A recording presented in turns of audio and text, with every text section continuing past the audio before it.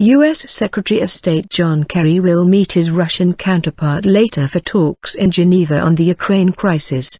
The talks come ahead of a new UN report documenting human rights violations by Ukrainian forces and pro-Russia rebels. Mr Kerry is also expected to call for a transparent inquiry into the killing of a Russian opposition politician. Boris Nemtsov is believed to have been working on a report detailing the presence of Russian troops in Ukraine before he was shot in Moscow on Friday.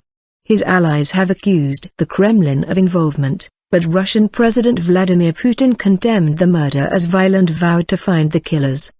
The BBC's Barbara Plett Usher in Geneva says Mr Kerry will be pressing Russian Foreign Minister Sergei Lavrov for an investigation into not only who pulled the trigger, but who ordered, funded and coordinated the murder. Later John Kerry and Iran's Foreign Minister Mohammad Javad Zarif will renew their negotiations on Tehran's nuclear program.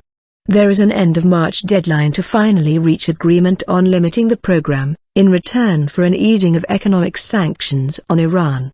The talks on Ukraine are expected to be tense after Mr Kerry last week accused Russian officials of lying to him about Moscow's support for rebels in eastern Ukraine.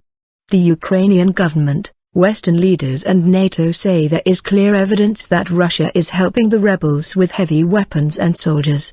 Independent experts echo that accusation, but Moscow denies it, insisting that any Russians serving with the rebels are volunteers. A fragile ceasefire continues to hold in Ukraine despite some violence in recent days.